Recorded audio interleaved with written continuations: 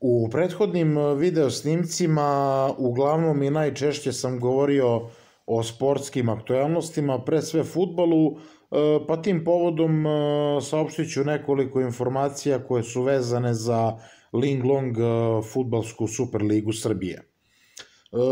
Osvrnuo sam se kao i više puta u prošlosti na zvanični sajt našeg nacionalnog šampionata i naravno pored rasporeda direktnih prenosa, snimaka i pregleda odigranih mečeva, tu su i konferencije za medije ili konferencije za novinare. A ono što je takođe interesantno jeste trenutna tabela posle 16 odigranih kola.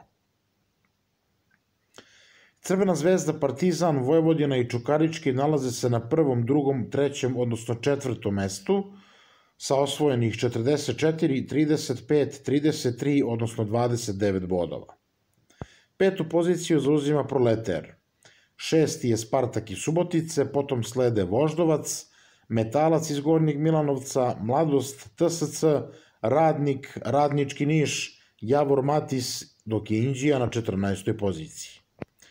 U donjem delu tabele su Novi Pazar na 15. mestu, Zlatibor na 16. Napredak na 17. i u samom začelju su Rad, Mačva i OFK Bačka. Ono što bih rekao jeste da postoji utakmica 15. kola koja nije odigrana zbog novonastale situacije sa koronavirusom, tačnije pandemijom COVID-19.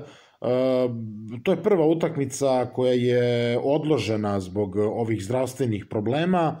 Reč je o susretu Metalca i Rada na Banjici i taj susret će najverovatnije biti odigran 2. decembra. Vidjet ćemo posle te utakmice kakva će situacija biti.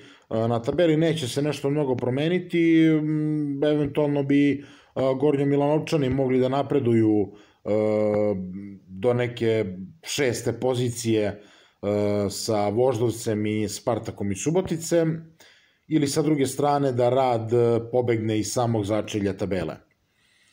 Što se tiče liste strelaca, Milan Makarić iz Radnika je postigao 11 golova, Nenad Lukić TSC 9, Takuma Asano Partizan 8, Petar Bojić Vojvodina 7 golova, Aleksandar Kata iz Crvene zvezde takođe 7 postignutih golova.